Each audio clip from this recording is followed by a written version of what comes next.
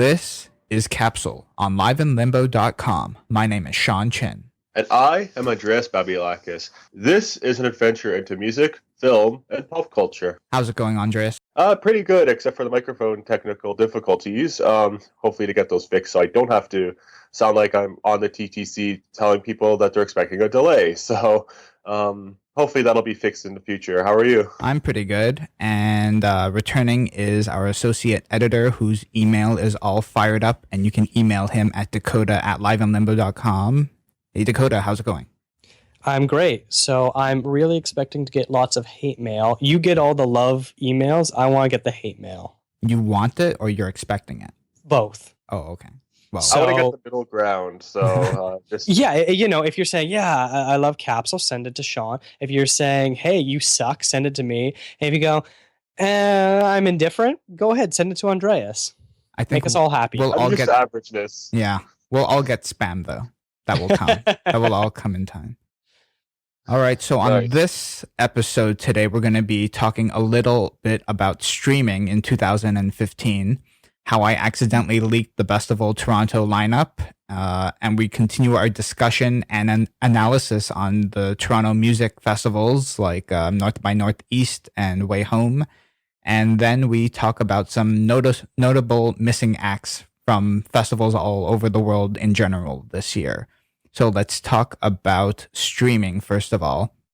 So I'm interested in this, and probably you guys are too, but I am more because it's Apple related and I am an Apple nut. So anyways, they're expecting like finally the Apple iTunes and Beats music streaming service to finally be revamped and merged and come out as one unified product at WWDC in June. And the rumor is that there is going to be no free tier of this. So it's only going to be paid, and they're thinking it might be around $4.99 or $7.99 US a month, which is cheaper than Spotify and RDO's $9.99 a month. What do you think about this, Dakota? It's starting to get to the point where there's a whole lot of crowding. Right now, Spotify is kind of the king of the streaming services, and it's definitely going to be interesting to see what happens when another big player kind of jumps in the ring, because eventually what's going to happen is people are going to start picking sides more than they already are. And one of the companies, whether it's RDO, Spotify, or Apple, is going to start losing numbers probably pretty quickly after the initial launch goes through.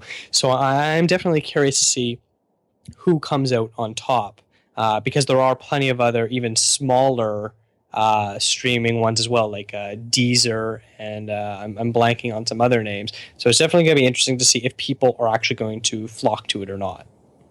Andreas, how about you? What are your thoughts? I think on a similar note, there are just so many of these popping up that it's kind of something that everyone's hopping on at once, and it's not in a beneficial way. I think it's gonna kind of flatline everything, where it's kind of too spread out, and I don't think any sole company will do too well, except for maybe some of the bigger ones that are interjecting, like let's say Apple.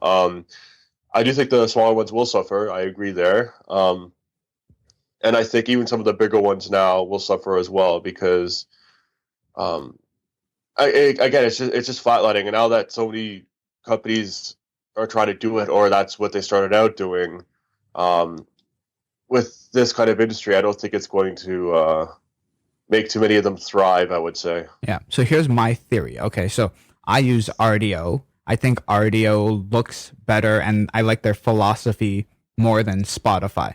So the issue is that RDO has significantly less users than Spotify. Spotify has over 60 million active users, but then the problem is that only 15 million are paying subscribers. Then because of this, that's like a huge gap, right? That's a huge range there. This is why artists like Bjork and Taylor Swift don't like Spotify, and Tom York don't like Spotify. All their stuff is on RDO. You can find it on RDO. And so I'm excited for this Apple Beats streaming service because I think it will solve that fragmentation issue that both of you mentioned with there being so many services. There needs to be like one localized place where like pretty much all the catalogs are available. So I think Apple will address this even though they're late to the game, but I think they're going to do it the best because there is no free tier. Everything will be paid for. So all the artists will be happy. No one's freeloading. And also they're thinking that the Beats app will still be on Android. So everyone can use it. I wonder if, you know, to kind of compare it to video streaming, where you've got like the big players are Netflix and Amazon Prime. What is really separating them is not the movies and TV shows and whatnot that they're buying from the different companies, but the original content. People are going with Netflix because they've got House of Cards and Orange is the New Black and everything else, whereas Amazon Prime, people are going there because of Transparent and the new Bosch and whatever other shows that they're kind of coming up with. I wonder if that's a model that the music streaming sites are going to sort of have to adapt. It's a little bit different with a TV or movie because it's a little more standalone, and you can sort of commission, be like, hey, we're going to pay you to make a movie or a TV show. Whereas it's a little bit, you know, it's not going to be as likely to be for Apple or Spotify to go up to someone and say, hey, we're going to pay you to make an album just for us. But instead, maybe what they might be able to do is get exclusivity. Yeah. If that's going to be what separates it, the problem is you can't just have one or two big artists. You're going to need a lot of people to actually make the exclusivity matter. Because right now, House of Cards and Orange is the New Black, that's a pretty big deal because those aren't, you know, one album that's 60 minutes. That's a whole bunch of episodes that play out. And they're going to continually be dropping them. Yeah. So do you think that's something that... Oh, no, that's a very good point. And I think Apple has been playing with this. Like they have definitely been, I'm pretty sure they're thinking about it too. Like they did this with Beyonce. I think a few other artists too, like U2, of course. Well, what about like the iTunes sessions? Like Fiona Apple had one. They have their iTunes festival and they have all those exclusive sessions as well. But is that enough? Like the iTunes sessions, isn't that just more like like a live performance sort of thing? Yeah. Yeah. Well, it's a typical session. I mean, you're not going to get anything too special there. It's interesting just for those who are very heavy on the artist. So you're right. It's going to have to be a lot of artists who do it because not everyone's going to flock for Fiona Apple. You know, some might because she's respected, but it's going to have to be a lot of people who do. Even if it's someone like Taylor Swift, as big as she is right now, as big as she is, I don't think that at this point, her alone, if she releases an exclusive album, streaming wise, I'm sure she'll always have hard copies to sell. Yeah, that will be enough for people to say, hey, I'm choosing this service over this service, as big as she is. I think if you said Taylor Swift and Kanye and Beyonce and whoever else you want to say, if you have about 4 or 5 of these huge headliner type acts, maybe.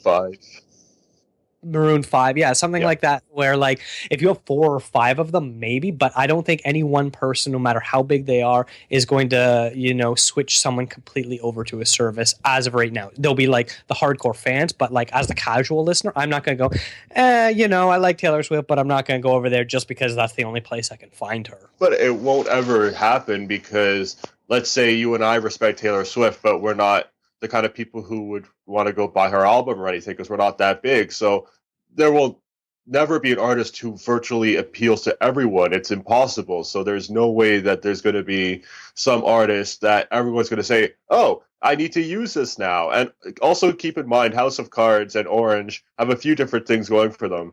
They're exclusively to Netflix, and that's where they started. So that's akin to Apple coming up with this new band that everyone immediately likes with familiar faces, because let's keep in mind that's what brought pull for these two shows in the first place before we discovered, hey, they're actually pretty good. You know, it's very different. So I don't know if you can ever have anything truly similar between the two. Well, I think not one, maybe not even 5 artists. But what about this? Here's the theory. Okay, so they have Jimmy Iovine. Iovine. Yes. Okay, you said okay. Jimmy Iovine, like Interscope record label.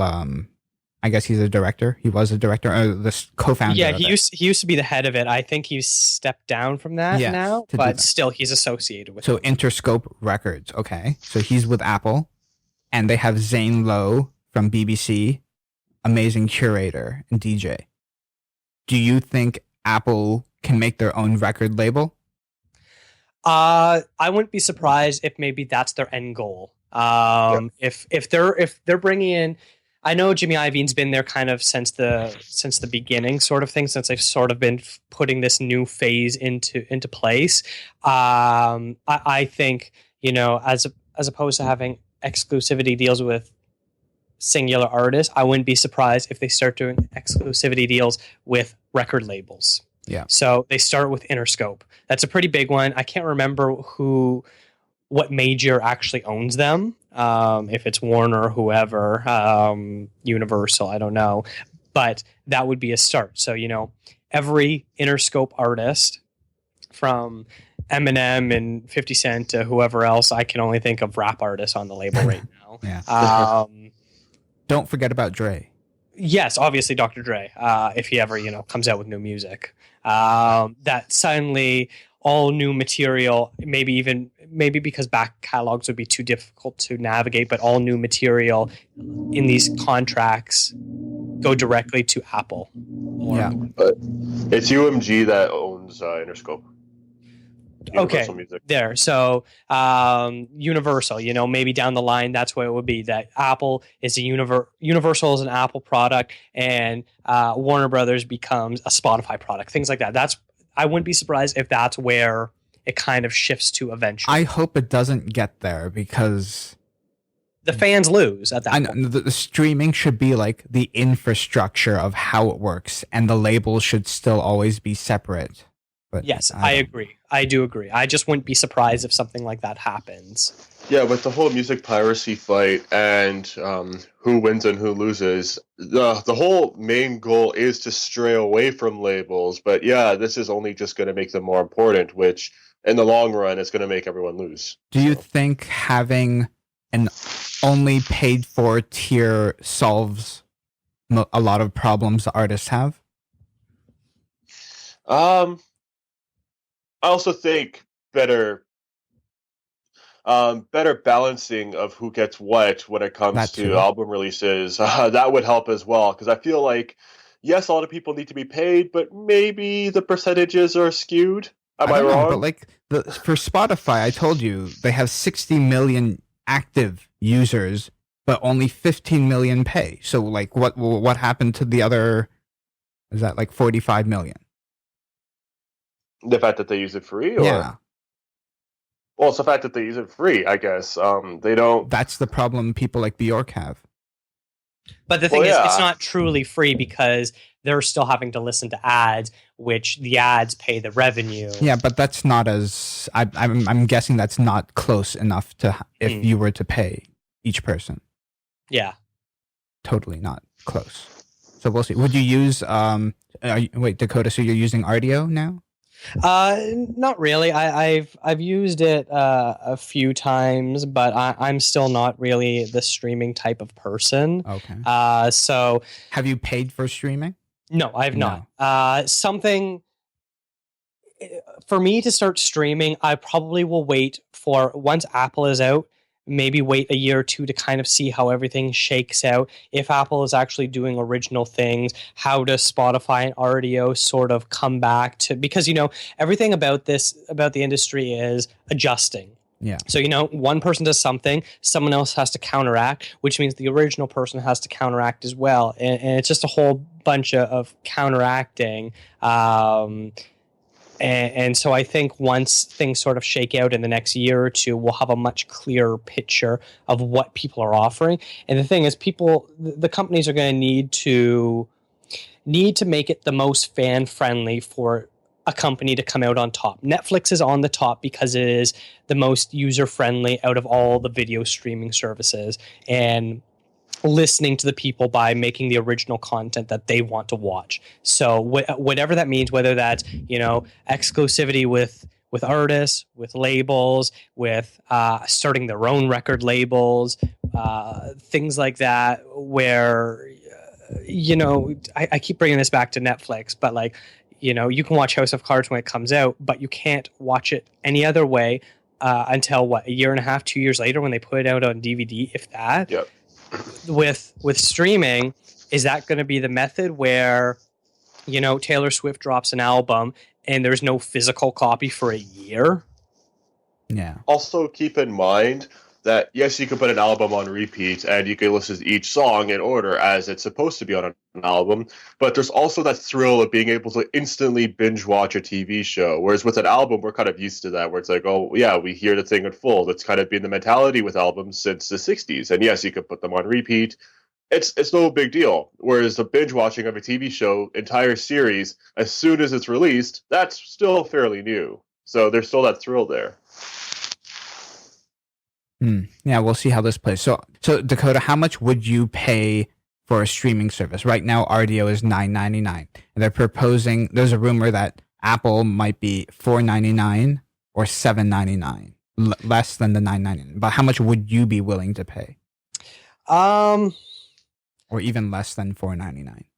No, I understand that if the content is right and if the service is right, that I have no problem paying what should be paid. I don't want to just be a cheap ass and be like, oh, $4.99, that's so much. It's not. That's really not. I think $9.99 isn't bad because I don't use streaming currently. It's hard for me to say that I'd agree to that. Right now, that sounds like a lot to me because it doesn't appeal to me. At $4.99 to $7.99, maybe Apple is going to have different tiers, like a regular and a premium. Maybe. Where, you get all the albums, but on the premium, you get all the bonus tracks sort of thing, or you get the Apple sessions or whatever it might be sort of thing. I didn't think about that. That's a good point. Yeah, like I could definitely see them having tiers with that because then it incentivizes people to upgrade and things like that. I think $7.99 is a pretty good price. Netflix is $8.99. I'm very okay with paying that for what I use. Some months I'm binge watching 4-5 series and a bunch of movies. Some months I'm barely watching it, but I'm okay with the balancing out. I think $7.99 is a pretty fair price. Anything more than $10, you've basically lost a whole bunch of people. You need to make it available at a price range that young people who may not be making tons of money and have tons of disposable income are able to afford. Yeah. Andreas, what's a fair price for streaming for you a month? I think Dakota's got it nailed on the head. $7.99? Let's hope it's $7.99 then. $7.99, around that, maybe less, even a tiny bit more, but over 10 is stretching it. Yeah. It's very affordable, as Dakota said, and it's also something that doesn't just seem scary when you look at it, where it adds up as the months go, but then again, hopefully you're getting a paycheck and you're able to pay it off or whatever. It just never seems intimidating. If it's a price where you look at it and you go, oh, that's it, okay, instantly you're hooked. And I think anything under 10, you've got that. And with such an exclusive look at such a large library, and again, possible things that are exclusive to only the streaming service that it's a part of, I think it's a great price. It could be like the quality as well. It took RDO a long time to upgrade from 128 kilobytes per second to 320, so maybe they'll do 2 different quality tiers. I don't know. We'll see. Maybe that's also something that they're going to have to stand apart with the interface and with the quality of the streaming. If they don't have top-notch quality streaming right from the get-go, if there's any sort of lags or a little bit of fuzziness to the sound, people are not going to go over. Yeah, I don't think that Apple will just go for the highest quality right off the bat. I think they've got the money so that they can afford to. They've got the money so that they can afford to sink it into the infrastructure. Absolutely. And I think at this point of the game, when there are so many players, you don't have time to, tell people, don't worry, we're gonna get better as it goes along. No, you better be perfect from the get-go,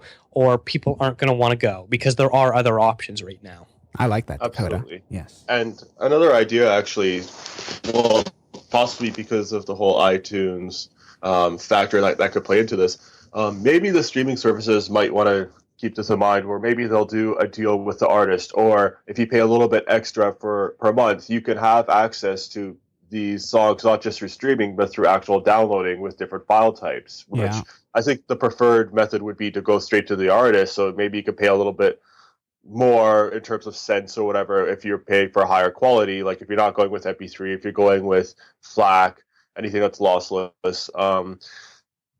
just something. So not everyone's a fan of streaming, right? So some people just want it on their actual computers as files, and if they can get to an agreement there, I think that's a huge amount of open possibilities there already. And look at Apple with iTunes, the fact that you can actually buy the songs exclusively.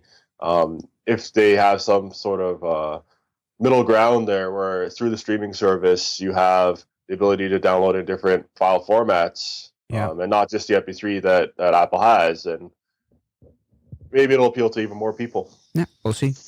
All right. I got a question first. Yeah. Are you going to switch over to them? Oh, I cannot wait to switch over from Rdio. I'm just like, I've been like talking to you guys, kind of like, can you curate a playlist? But I'm like holding back on like asking everyone on the team to do that, because I want to see what Apple does. I've been holding back for like a year now, and Andreas probably knows that. Holding back is a bit of a stretch. I think you've been almost exploding for a year. Like, please release this service so I can put a link to it on our website. But yes, we'll see. Soon enough. All right, so I had a busy week last Sunday because I accidentally leaked the first ever Bestival Toronto lineup. Uh-oh. Yeah, and Exclaim wrote about it. Blog.to referred to that article that they wrote. It was on Reddit, too. And it was on Reddit. There's like 100 comments on Reddit. So, yeah. Oops, my bad. That's cool, though. Now people get to see my Will Butler review, rather, because of you. Thank you. Yes. So. but so this is the first ever Bestival festival that's coming to America. They're a big festival in the UK. And so did you guys get a chance to look at this lineup? Yep. Yeah, it's interesting to say the least. I wonder who exactly they're trying to cater to, because there are some very interesting names. The headliners being Florence and the Machine and Nas, while are pretty strong for a first-time festival. The problem is the undercard doesn't really match up to them. What do you mean by matchup? Outside of Nas, there's really no other hip hop. But your favorite artist, Omar Souleyman, is there. I know, I do love Omar. And then outside of Florence and the Machine, maybe Owen Pallett. The two of them kind of make sense together. Maybe Born Ruffians. I'm stretching a bit with them. Flume and Caribou. Neither of them are really like Florence and the Machine, though. Yeah. It's not like Time Festival where you had Grimes and Action Bronson and apparently Descos were going to be there, Charlie XCX. Like, they're still kind of varied, but they still feel a little bit more alike, even though that's also a bit of a stretch. Here, it's like Florence and the Machine, which is like Baroque pop at times, or just like chamber music. With Flume, it's really distant, I would say.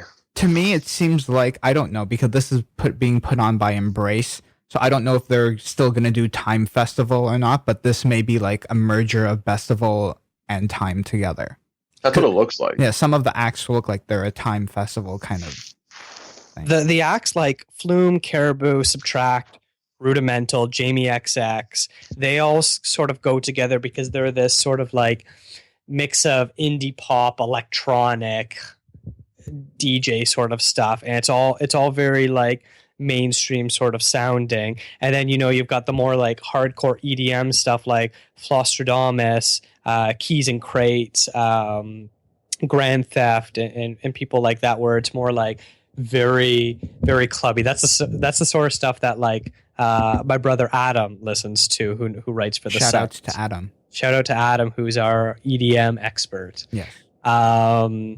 So like, those two sort of styles can coexist together, but they're very, I think there's enough of them that they can coexist, but it just seems very fragmented at times. There's a lot of very interesting artists and a lot of people, but like I don't understand who the target person is. Who are they trying to get there? Have you seen like photos from the UK Bestival? It's kind of like, it's not just music, it's more of an experience with like art installations and stuff. It's kind of like a Burning Man festival. Cool. Yeah, I know a lot of the festivals are definitely trying to go towards the arts spectrum. Like I've been going to Bonnaroo the last few years. I'm going it this year. The full name is Bonnaroo Music and Arts Festival. Coachella is Coachella Valley Music and Arts Festival, something like that. WayHome is going to be the same thing, where there's going to be a whole bunch of art installations. So to a lesser extent, yes. But these, even Osheaga does art as well, where it's like large scale pieces, lots of lights and colors and things like that, where people can kind of take pictures with them. It's a little more interactive. So like, I love that festivals are doing that. That's not just straight up a music thing. But that doesn't totally set Bestival apart, because I just named several in Canada alone that do that as well. Yeah. So anyways, we're looking towards Bestival. Places like Consequences of Sound got popular, like the website Consequence of Sound got popular from leaking Coachella lineup. So I thought that was pretty interesting. Yeah, no, that's definitely a huge get for you. Like, be proud of yourself, pat yourself on the back. I apologize to the promoters, and there was just a miscommunication. I don't even know how that happened, really. I just got an email saying for immediate release, and I'm like, okay, got to do this now. Someone else is going to do it. Yeah, and that's the thing. Like, soon as a graphic is made, soon as a lineup is kind of put together, they have to know in this day and age, shit's going to get out. I didn't think they would think it would get out that quick, because I posted it within like 30 seconds of that email. And then I didn't know that someone else would pick it up that quickly either, because I was told to remove it within like an hour. And then by that time, it was already on Exclaim and Reddit. Yeah. Well, as soon as something goes out, let's say the Twitter sphere, it's too late. You can't retract it. Yeah, maybe it was all intentional. I don't know. I think the buzz helps. I mean, like, buzz is always good. People like leaks now. Yeah, absolutely. It's impossible it's impossible to try to stop it or be mad that it happens, because the organizer have to know as soon as they have what's completed and they're ready to go out with it, whether or not they're sitting on it or not, it's going to get out there. Whether it's, an email accidentally getting sent out, or someone actually from Embrace or Bestival, leaking it to someone specifically, if they sent it to a news agency or just posted it anonymously or whatever, it's going to get out there. Yeah. Who knows? Anyways. And we're the winners because of it. Yeah. Yeah, it almost feels like it was intentional, because were you the only person who got the image that said? I don't know. Like, I don't want to get into like who exactly and how many people exactly, but I don't know. It could have been an accident, but it could also have been like a very calculated way to get their festival up and running through somebody who could use the bump, right? If it was the latter, well then thank you to whoever that was for letting us do it. How did they not expect a leak with immediate release on the forum, right? Yeah. Well, if they're going to leak it, the internet is immediate. No one can be surprised by that anymore. Yeah.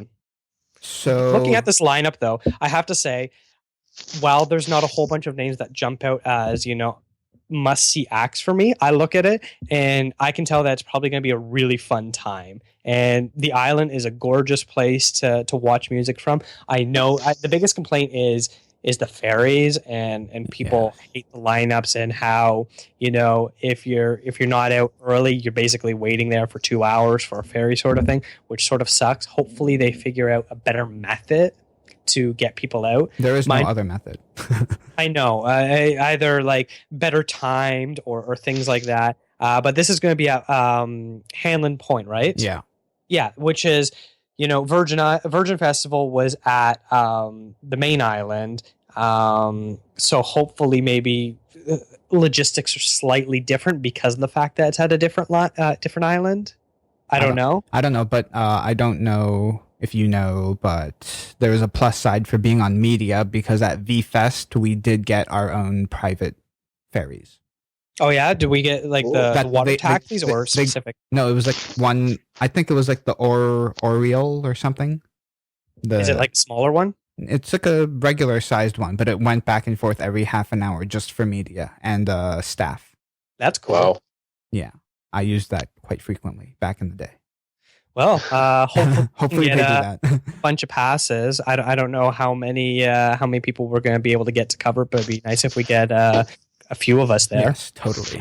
And so let's talk about, you wanted to do this. So North by Northeast is finally released. So if you listen to our previous music festival podcast, me and Gilles LeBlanc talked about the lineups except for North by Northeast and Bestival. So we just did Bestival. But let's talk about North by Northeast. And you want to defend this, Dakota. You want to defend the lineup, and we'll get into the WayHome lineup where you can defend that too. So let's start off with North by Northeast. It's headlined by Action Bronson and the New Pornographers. What are your thoughts on this lineup? With North by Northeast, a lot of people are forgetting that the whole point of the festival was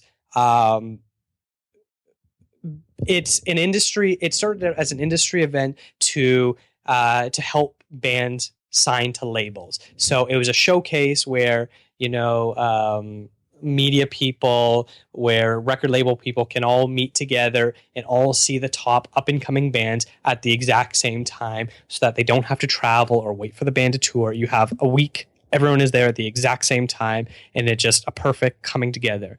And then the last 5-6 years or so, it seemed like the whole festival mentality changed, where it was, hey, we're putting a whole bunch of great Young and Dundas free shows with these huge names, and oh, by the way, there's some stuff going on at some clubs, I don't know, check it out if you want, sort of thing. And that's always sort of bugged me. Like, I've had a lot of fun times at the YDS shows.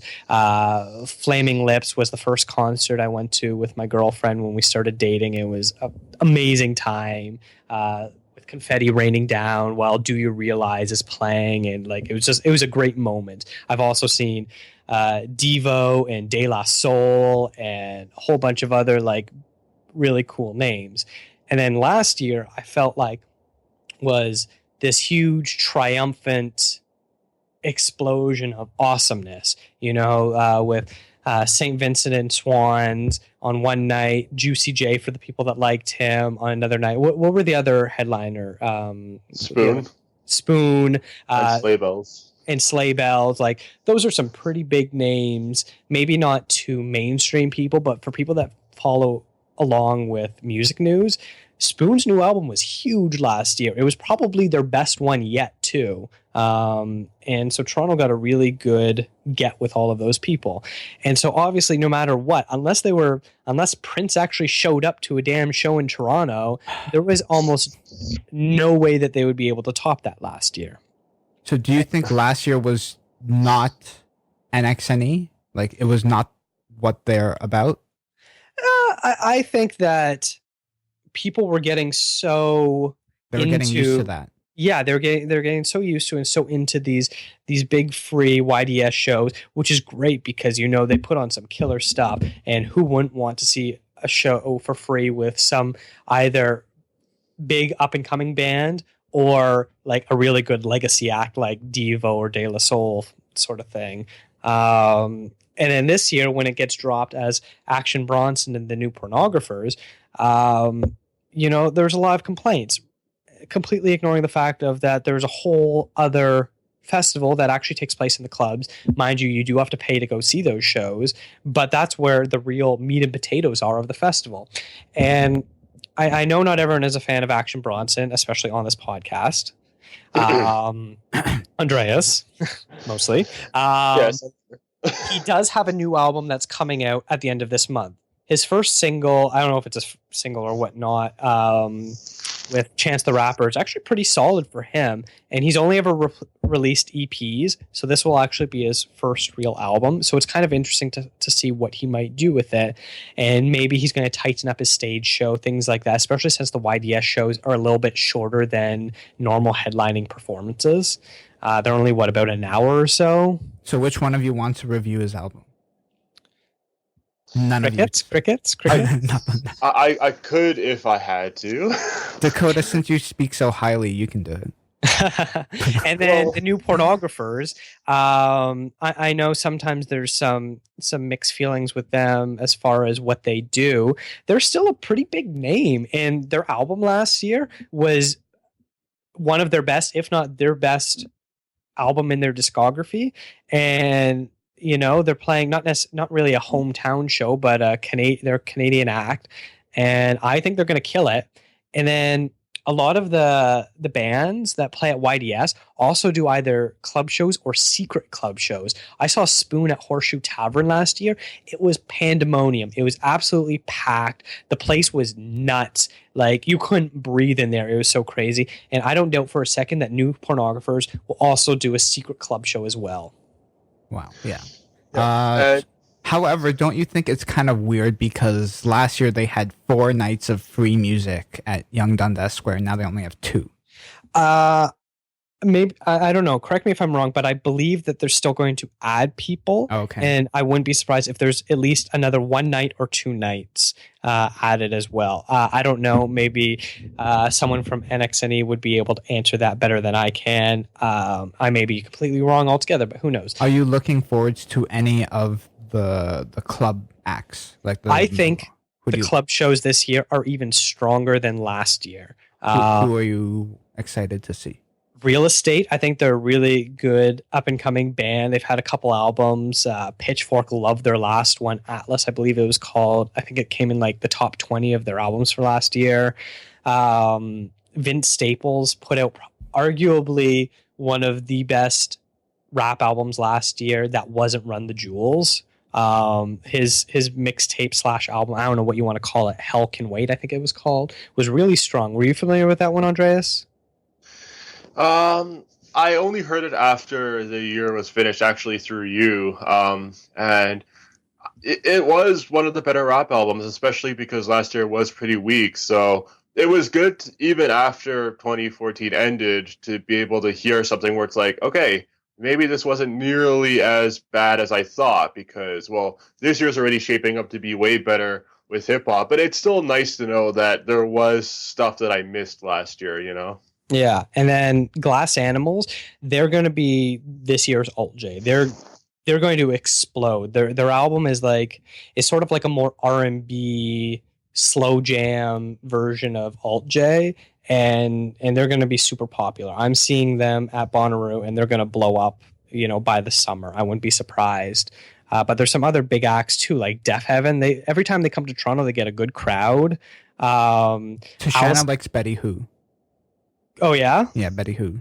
I'm not too familiar with that. Pretty good. I'm excited for Alice Glass, but it's only it's only a DJ set. It's not her new thing yet. I don't think. Still, she's a big name. The name Alice Glass, most people probably won't recognize, but she was from Crystal Castles, and Crystal Castles were a big deal. Yes. Ice Age, I love them. Andreas loves them. They're gonna do. They're good. Whatever small club they play, they're gonna tear that building down. Can you imagine them at Adelaide Hall or something like that? Just the sound, a wall of sound. They're gonna be like Swans on a smaller level, sort of thing. So, Andres, do you think the club acts, the smaller acts, are far superior than the headlining acts this year? Yeah, I remember when I first saw the lineup, I saw a lot of the names mentioned. I'll get to defending him in a second. I saw the names mentioned, and I was immediately kind of taken aback, and I said, okay, this is clearly a downgrade. But Dakota and I were talking about it, and he has a very valid point. The fact that, yes, the YDS shows are nice, but what makes NXNE special are not just the secret club shows, but just the club shows altogether, because this is what the celebration of music is at NXNE. You know, like you have people wandering around and they're like, oh, what's this really loud band at YDS? Oh, that's some Swans band. Okay, I see. And then they could kind of walk off. But, you know, the same thing could have happened with Spoon. But when Spoon played their secret show, like only fans went. Or like the very few people who weren't fans probably ended up being fans at the end of the night, because that's where they played probably their more exclusive material instead of just the stuff that everyone knows, which they probably would have done at YDS. And that's NXNE in a nutshell. I remember some of my favorite moments, excluding St. Vincent and Swans at YDS, which was one of my favorite shows last year, were the club acts, like seeing Fucked Up at Adelaide Hall and then getting a chance to talk with them afterwards. You know, it's just a very casual experience, but at the same time, it's the stuff that kind of rang true the most, because, you know, it was after midnight. It was insanely loud, even for an electronic act. You mean fuck buttons? You said fucked up. I meant fuck buttons. Can I restart that part? No, that's fine. Keep going. Keep going. I meant fuck buttons. Yes, sorry. No, I saw Fucked Up at Field Trip. Yeah. Anyways, nonetheless, yes. It's very casual, personal. It happens at such an awkward time that you're kind of out of it, but at the same time you're like, this is real, this is happening, I'm here, I'm going deaf. It's a lovely experience. Now, to defend myself after Action Bronson, that actually is his name. I'm not referring to somebody else this time. Yes, I was insanely hard on him with my Time Festival review. Yes, I've been very critical of him since.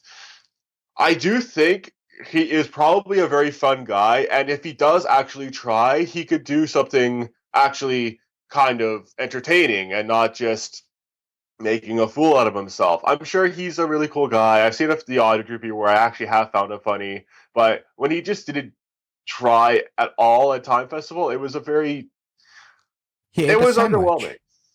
I think he knows that with his album coming out at the end of this month, this is his time to kind of finally make it outside of the sub hip hop community where it's just like the hardcore fans. The average person doesn't know who Action Bronson is. This is his chance to prove it, and I wouldn't be surprised if he puts on a very solid show if you like his style of music. I think we're all in for a surprise. I think he's gonna have a big trick up his sleeve and make this album insane, and his live performance at NXNE will be insane. Yeah, this is his headlining performance. I mean, he was pretty far down the bill in the midsection of Time. I know. He's fronting this festival, so I get that he's a bit of a buffoon, but I also think that he does have something there. He does have an idea about everything, because his lyrics aren't exactly awful or anything. I think he's got some sort of brain there. So if he does, and I actually hope he doesn't surprise me, because I hope he does what we're saying that he will do, that he actually will pull this off. If not, then I will be even more disappointed. So. All right. And then, like, going even lower, there's still other really good acts like Magical Clouds, Adonis, Heems from Das Racist, bands like that, where there should be some pretty interesting stuff. The only one that kind of confuses me is Ray Sremmerd. I can't even pronounce their name. They're the kids, literally kids, who had that song last year called No Flex Zone. I don't know if anyone knows it. No. Well, the Pizza Underground last year, right? So there's always that one. But their whole point was that it was satire and a joke. Whereas these guys, like, they're basically like the second headliner. Yeah, they're opening for Action Bronson, just like West Coast is opening for New Pornographers. Well, okay, that's. We'll see how. Well, I guess that it kind of explains Action Bronson then. I don't know. Yeah, they're just very poppy with their hip hop, and like these kids, they're literally teenagers. Their name is Drummer's Ear backwards. If anyone. Oh, that's cool. It's the person that basically created them. That's his, I don't know, record label or something like that. He named them. Interesting. Okay. Yeah, so they're basically a pop group, a created pop group. And I believe you want to also defend WayHome. Yeah. Before you get into that, I just wanted to make like a contrast between Bestival and WayHome. They were saying, so on WayHome you have Sam Smith and Kendrick Lamar versus Bestival's Florence and the Machine and Nas. Which two in a tag team match would win? Oh, WayHome, far and away. What's wrong with Way Home? I don't get why there's a controversy at all. No, some people were saying Sam Smith is not a festival headliner where you can like mosh to, like energetic. Which you don't have to mosh. You know, the way I want to defend him is I saw him last year at Bonnaroo. He was the second act in a day on one of the smaller tents. It was about 2 weeks before his album had come out. It had leaked, so I'd already heard it. Sorry. And he killed it. Like it was a crazy performance. That's your second time for saying killed it on this. Sorry, podcast. Sarah. Sorry. She hates when we say that. He really did bring tons of energy and really connected with the audience, and everyone there was happy and having a great time, and it was just a great show. And then his album came out and he blew up. You know, outside of all the Grammy wins, WayHome is not the only festival that he's headlining. I'm looking at it right now. I'm trying to figure it out. I believe it's Forecastle, I think it's called, which is also run by AC Entertainment, who's doing WayHome and Bonnaroo. Oh, that's cool. And a few other. I'm just looking this up right now. Just bear with me 1 second. That's fine. St. Vincent's also on it. Yes, way much further down, which is a little surprising. Sarah's gonna see her like that would be like her 7th time in a year. Okay, so Sam Smith is headlining Hangout Festival, which is in Alabama, and that's apparently a really fun one to go to. A bunch of European festivals as well. Tea in the Park, which is huge. So he is headlining quite a few then. Forecastle in Kentucky. So like for people that want to complain about, you know, why is he headlining WayHome? He's headlining a whole bunch of festivals. This is not unique. So, you know, if you're complaining about the fact that you probably don't like him personally, you don't really have the right to say he isn't big enough to deserve it, because he's there. Yeah. And he's a really fun act to watch. You know, I like him probably more than some people do. I love him. I saw him at ACC. I think his talent outweighs maybe some of the songs on his album. His album's a little weak, but the talent is there. But what about the third day headliner, Alt J? Are they big enough to headline? No. Alt J is probably the one where I maybe have a bit of an issue with, just because their first album, you know, they're basically top of the indie world, and then their second album was pretty disappointing. It's got a few good songs, but overall it's definitely weaker than their first one. I am definitely surprised that they are up there. Do you think St. Vincent should be on that spot? I think either Modest Mouse or St. Vincent could probably take over that spot and would be a little bit more fitting. What about you, Andreas? What do you think about that? That third day headliner. I think it's Sam Smith is going to be the third day headliner. Oh, is it? Oh, okay. They're probably going to be the first or the second day. Okay. Yeah. Hopefully it doesn't end off with Alt J. No. It's worth noting that Dakota's a really big Alt J fan as well, and he's saying this. So sometimes it's not about preference of artists; it's about whether or not they can finish a day. Yeah, like magnitude.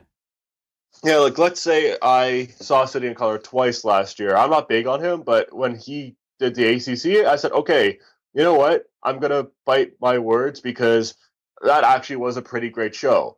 Do I think he could have ended a festival?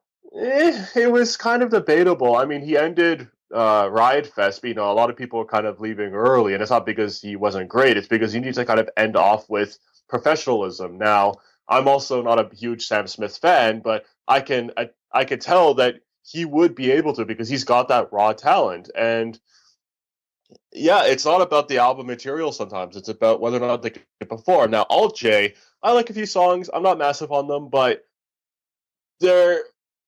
they're too quiet, I would say, to finish a festival. You kind of need to end off with pizzazz. I'm sure that they could have a lot more energy live, but at the same time, you want something that you could say, wow, that was the way that we kick off the evening. You have Kendrick Lamar, who obviously there's no debating that he would end the night off with huge professionalism. Which is a little ironic because when Kendrick Lamar was first announced for Bonnaroo a month and a half ago, or whenever it was, people were like, really? He doesn't have any new material, blah, blah, blah. He just has I and Colbert Report. And now there are no questions about Kendrick Lamar, especially with the big news that dropped yesterday that his album is coming out March 23rd. Like, he's probably going to have the biggest selling hip hop album of the year. Maybe Kanye will compete with it. Well, I think there are more people that like Kendrick than Kanye at this point, because there are people who still like Kanye. I like Kanye. You like Kanye. You do too, I guess. But I didn't. Wait. I didn't. I like Kanye's music. Maybe not him as a person. Before I saw his interview with Zane Lowe, did you see that? Right. The very last interview Zane Lowe did. I heard about it. I haven't. Kanye cried. Yes, that was such a good interview. Oh my god, that was a great interview. Link will be in the show notes for that. No, that was a great, just his philosophy and mentality. He's smart. He's a smart guy. Kanye's a smart guy.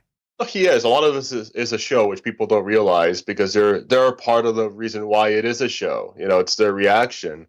But nonetheless, Kendrick Lamar is up and coming, and I don't think there are a lot of people who dislike him. I think everybody's pretty much on board with him, especially because of his more traditional lyricism and approach when he first came out to Good Kid, Mad City, which was more cinematic, and now this new kind of approach, which feels very political and social commentary in nature. And he's pretty much attacking all kinds of audiences and fan bases. And yeah, I don't think there are any questions. I love it. Like when I saw on Twitter last night the news of the album drop date, I freaked. You wet your pants. I kind of did, yeah, because I'm like number 2, Brown. I am a huge Kendrick Lamar fan, and when The Blacker the Berry came out, that just solidified that that was even worthy of being an album single. That was just a song he's dropping. The rest of the album, if it's going to flow the way it flows, because he isn't someone that makes tracks, he makes albums. Yeah. I hope he ends off WayHome, like on the last day. It will be Sam Smith. Oh. Yeah. Are you totally sure? Yeah, I've had some people. I've seen some people looking into comparing tour dates. Sam Smith, I believe, is basically confirmed for the Sunday, and then both Kendrick and Alt J. I'm trying to remember exactly what it was. I think Alt J is going to be playing the Friday. Oh, so you see where else they're? Oh, okay. I see what you're doing. Oh, that's interesting. You people need to get a life. Yeah, basically. So it's not confirmed by WayHome, but based on their tour dates, that's what's most likely. And the fact that Sam Smith is first on the bill means that he's going to be closing it off. Very good. Yep. Can't wait for that. So the final thing we're going to be talking about today is 10. Well, you sent me this on Dakota. I really like this one. This one's from consequenceofsound.net.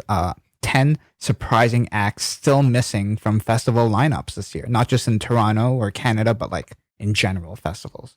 There's some of them that I disagree with, but as a whole, it's a pretty good idea of wondering, is this the next level that festivals kind of need to go? I guess I'll just run through the top 10 list. Number 10 is Joanna Newsom, which is a little surprising because she isn't really that big. She's popular in the indie crowd, and she was in Inherent Vice and things like that, but she's not really bigger. Yeah, but she's not a household name yet. Not yet. Number 9, Coldplay.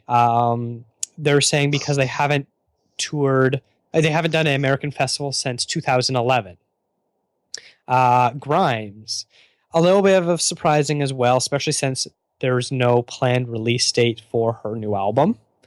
Yeah. Rihanna, I think that's definitely one that's might be the next direction that festivals go with, is someone like her. Frank Ocean, once again, a little surprising since he has no album coming out at this point. He played a bunch of festivals last year. So, and most of the time they'll take a year or two off from doing the big festival circuit. So that way there's no overexposure. So this one's a little kind of funny. Number 5, Beyonce. Outside of her doing Jay-Z's Made in America festival, she has not done a festival anywhere. So I think her and Rihanna are sort of the next level of where do we go from here to kind of keep things fresh and make whatever festival is the first one to get Beyonce, it'll be kind of a big deal. Sort of like Outkast or Paul McCartney a few years ago, things like that. Number 4 is U2. They said they have not played a U.S. festival since 1983, which is kind of a long thing. Maybe they don't need to, though. They don't. They're definitely a band that doesn't need to, but I think they're perfect headliner material at any one of the big 3 festivals, let's call them, of Coachella, Lollapalooza, or Bonnaroo. Oh, I see what you're saying. Okay. They are playing a single show, though. Yeah, yes, they will do their own headlining tours, but like as far festivals. Continue your list. Number 3 is Prince. Well, he wouldn't show up. I don't think he's ever played a major festival. I don't expect him to either. But the thing is, for the last few years, rumors have been getting stronger and stronger about how festivals are trying to book him. So I would not be surprised. Good luck, festivals. Good I know. luck. Really. I wouldn't be surprised, though, in the next few years if he does eventually headline one. The reason why they expected maybe this year he would was because he had the 2 albums come out. Yeah. Number 2 is Aphex Twin, which makes sense because, he just had the excellent Zero come out last year, and he hasn't done a U.S. festival since 2008. I didn't know he had so much facial hair and like long hair. He had another release out just recently as well. So, and he's announcing another one that's coming out. So he's really going at it with what he's releasing. So he makes perfect sense. Yeah. And then number 1 is D'Angelo, which is absolutely probably the most true one. Black Messiah just came out. I don't think there was a person who disliked that album. And I don't think he'd be headliner, but I think he'd probably be, second or third line on the big 3 festivals. I was really thinking that North by Northeast would get him. Oh, hopefully. If there's I'm pretty sure they were trying to. I think everyone was trying to. Maybe he doesn't want it because, he hated the public figure. That's why he kind of disappeared after Voodoo came out. And hence some of the lyricism on Black Messiah, actually, how he's referencing like his 6-pack and how it's non-existent anymore. And does that even matter?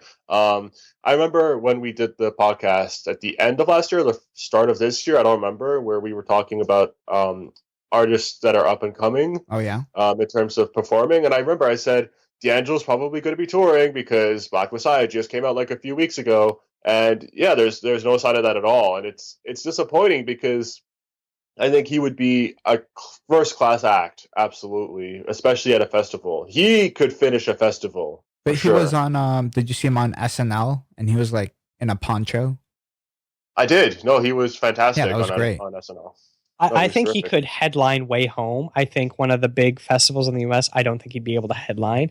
But I think a lot of people had hoped that he would be at Bonnaroo because he made his return to North American music 3 years ago when Questlove had a Super Jam performance and he came out and played with him. So that was kind of hoping, they've got this relationship.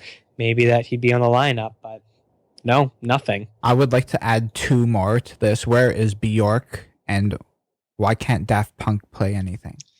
Well, Daft Punk's probably done after all of their hype with Random Access Memories. But Bjork is a good question. But like Daft Punk never played any shows for that album. I know, because they said it was unplayable live when they played it at the Grammys. They did a bit. Musicians. Yeah. It's too many musicians.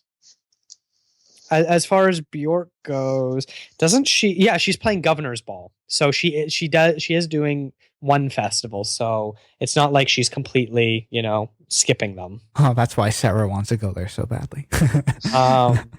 Daft Punk. Word is, it's easy for me to talk about Bonnaroo. This is my 3rd year going, so I'm sorry for everyone listening to it. That's probably sick of me saying it. One of the headliners this year is Deadmau5.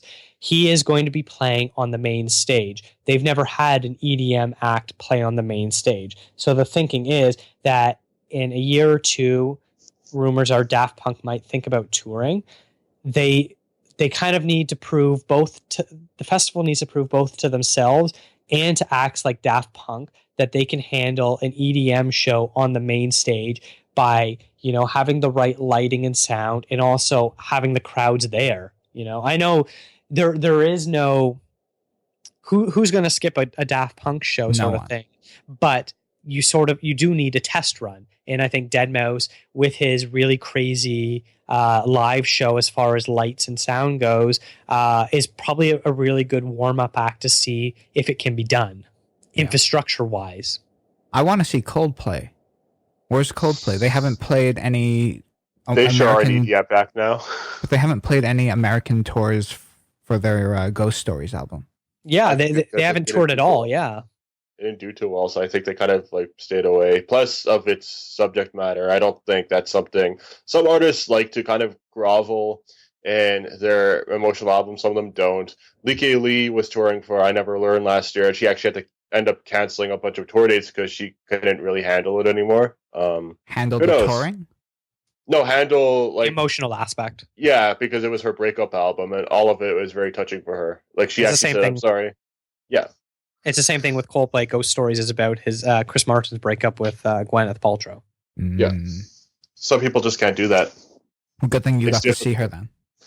No, she was great live. I'm very fortunate because she ended up canceling quite a few tour dates, and now she's kind of doing stuff again, and people are probably wondering, hey, what happened? I thought you weren't fit to do anything. Well, it's one thing to collaborate with people. It's another thing to sing about your ex a million times within a year. Some people could do it. Adele could do it. Some people can't.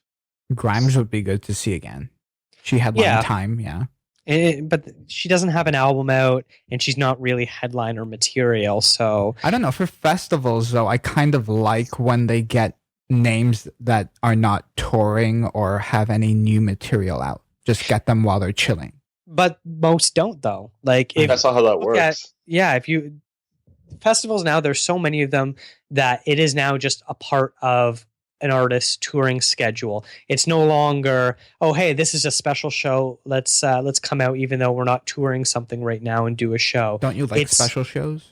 Oh, I do, but the reality is that's not how it is anymore. It's a part of the market. There's, a smaller band can easily do 10, 20 festivals from May to September without causing a break in their touring schedule at all. Look at Outkast last year where they did 40 festivals. That was definitely overly ambitious, but they were able to do it. And it was just like a regular tour. Well, Andre 3000 kind of regrets it though. He does, but as far as that's Andre's personal opinion because he felt he was selling out and all this sort of crap. But if you look at smaller bands, you'll be like, oh, this band pops up on, all the big festivals. They're going to all of them. Yeah. And it's just a tour stop. Let's end off on Prince. I am still bitter with Prince. If any festival does book him and he says yes, I hope he shows up. Yeah, who knows with that one? It'll just be he'll show up. He doesn't show up during at all. Someone's set.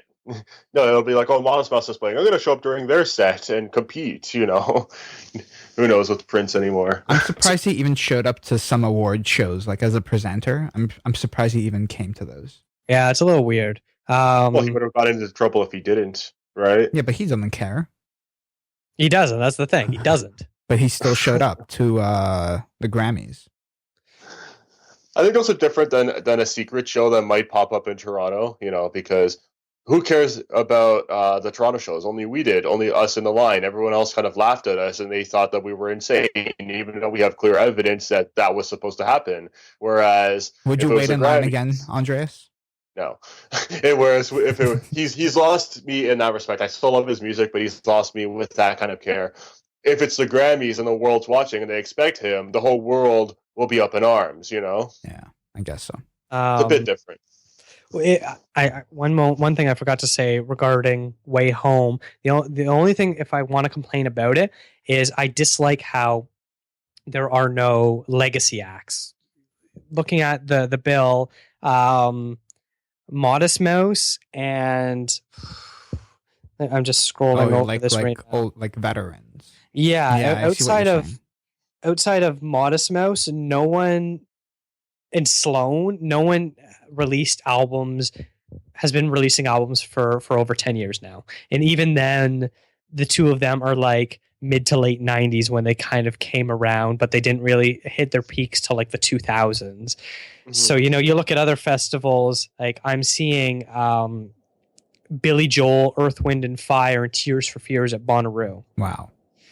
Obviously, you can't expect something like that. A lot of people were hoping for someone like Neil Young to play WayHome. Well, as huge as he is, it would be kind of cool to see maybe some smaller acts, whether it's like older hip hop from the 80s, 90s, or maybe rock or punk from the 80s, 90s, something MC like that. Hammer, yeah.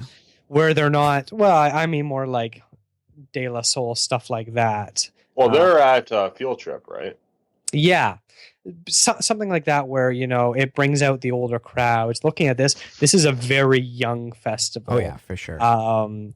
Sam Smith, Kendrick Lamar, Alt J, those appeal to very young people. And nothing is there for not necessarily the parents, but the people in their 30s. Jills was talking about the lineup, and some of it he was like humming and hawing about them. If there was some older stuff, I think people like him would be very much more interested to go, because this is definitely a young man's game right now with this festival. Absolutely. All right. That wraps up this episode of the podcast. Andreas, where can all of our listeners find you? You can find me not headlining any festivals, but on Twitter at Andreas Babs. Dakota, where can they find you? You can find me on Twitter at DGAPA, DGAPA, or, send me an email, dakota@liveandlimbo.com. Bring me everything you got. You got a fancy email. Tell me why I'm wrong. Tell me why I'm wrong, people. And you can find myself on Twitter at Sean Chin. You can follow the show at Live and Limbo on Twitter. Please subscribe to the show on iTunes. Give us 5 stars and leave us some nice words in the review section. And but always, all negative feedback goes to Dakota. Yes, remember that. All negative feedback goes to Dakota@liveandlimbo.com. And as always, the show notes are at liveandlimbo.com/capsule. Take care, everybody.